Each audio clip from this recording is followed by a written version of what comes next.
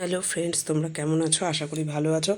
একটা সুন্দর ভিডিও নিয়ে চলে এসেছি আবার তোমাদের সামনে। তার সকালবেলা দেখো স্নান করে রান্নাবান্না হয়ে গেছে, গোপাল পুজো দেওয়া দুবার হয়ে গেছে, প্লাস খাওয়া দাওয়া কমপ্লিট আর কি, সকালের টিফিন। তারপর চলে এসেছি আবার একটা কাজ নিয়ে।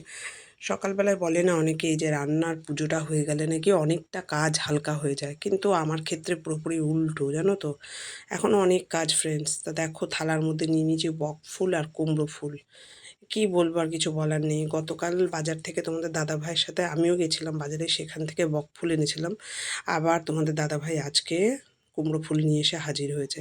আমি অনেক দিন ধরে বলছিলাম যে বক ফুলের বড়া নাহলে কুমড়ো ফুলের বড়া খেতে খুব ইচ্ছা করছে, যে কোনো একটা পেলে তুমি নিয়ে এসো। তা সেদিনকে বাজারে গিয়ে, গতকাল বাজারে গিয়ে আমি ওটা দেখতে পেয়েছি, নিয়ে এসেছি বক ফুল। এবার তোমার দাদাভাই আজকে গেছে, আজকে গিয়ে দেখছি কুমড়ো ফুল, ব্যাস সঙ্গে সঙ্গে নিয়ে চলে এসছে। এবার তোমরাই বলো কোনটা করব কোনটা না। এবার বক ফুলের বড়াটা নিয়ে এনেছিলাম যেদিনকে, কারণ আমার রান্নাবান্না হয়ে গেছিলো, তারপরেই বাজারে গেছিলাম, ওই জন্য করিনি। ভেবেছিলাম যে আজকে করব। এবার দেখো 15টা বক ফুল একটা প্যাকেটে রাখা ছিল, সেই হিসাবে আর কি নিতে হলো। আর এই কুমড়ো ফুলটাও ওই বান্ডিল করা ছিল। তোমাদের দাদাভাই একটা বান্ডিলে আর কি 7টা করে ছিল, তোমাদের দাদাভাই নিয়ে চলে এসছে।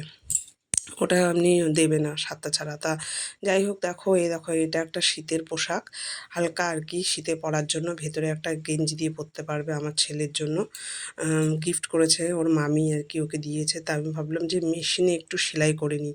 বুঝতেই তো পারছো, এই সেলাই না এত ধার দিয়ে করা, মানে হাফ চাপের ওপরে কাপড় ধরে করেছে। সেলাইটা যখন তখন খুলে যেতে পারে। যদিও তোমার ইন্টারলক করা, তবুও দেখো পুরো সোয়েটারটা আমি সেলাই করে দিলাম, হাতা সাইড, তারপরে যেখানে তোমার বোতামের ঘাট সেটা, নিচেরটা, কাঁধের দিকে, তারপরে মানে যেখানে যেখানে সেলাই ছিল টুপিটা বাদে মোটামুটি সব জায়গায় সেলাই করে দিয়েছি আমি। একটা করে দুটো করে সেলাই করে দিয়েছি।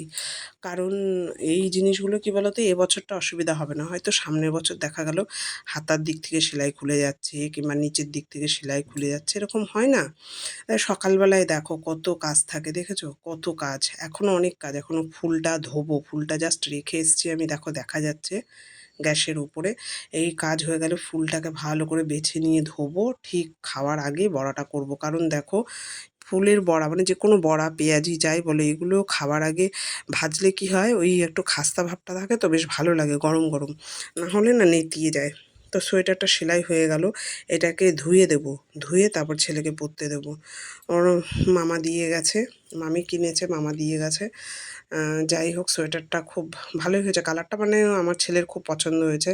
আমি সাদা কালার টালার খুব একটা পরি না, জানো তো, আমার ঠিক ভালো লাগে না, কিন্তু আমার ছেলের খুব পছন্দ হয়েছে, নিয়ে নিয়েছে। আর সুতিরের মধ্যে কটনটা খুব ভালো দেখলাম।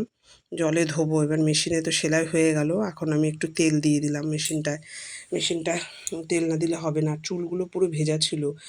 এবার দেখো কুমড়ো ফুলগুলো বেছে নিই আমি, এবারে এইভাবে তো কুমড়ো ফুল বাছতে হয়, বেছে ধুয়ে নেব। তো এই তো ভিডিও। সকালে মানে রান্নাবান্না করার পরও প্রচুর কাজ থাকে, একটুকুও নিঃশ্বাস ফেলার টাইম থাকে না, জানো, একটুকুও না। কি বলবো, ভালো লাগে না, এক একদিন মনটা খুব খারাপ হয়ে যায়, এত কাজ এত কাজ, সংসারের কাজ এত চাপ। তারপরে আমি ভাড়া বাড়ি থাকি, আমার জল টাইম টু টাইম নিতে হয়, জলের সাথে আমাকে মোট কথা দৌড়াতে হয়, জানো তো। রিজার্ভার নেই তো, যে কারণে একটু বেশি সমস্যা আমার। রিজার্ভার থাকলে কি বলো তো, যখন তখন আর কি কাজগুলো করা যায় ইচ্ছা মতো, কিন্তু আমার ক্ষেত্রে উল্টো, খুবই কষ্ট হয় গো ফ্রেন্ডস। তার মধ্যে ধরো এই যে ভিডিও করা, সেগুলো এডিটিং করা, তোমাদের কমেন্টসের উত্তর দেওয়া, রিয়াকশান দেওয়া কিংবা কমেন্ট করা। আমি না অনেক সময় কি বলো তো ফ্রেন্ডস, হয়তো তোমাদের সঙ্গে সঙ্গে কমেন্টসে রিপ্লাই করতে পারি না, একটু দেরি হয়, কিংবা তোমাদের ভিডিওগুলো দেখেও কমেন্টস করতে পারি না।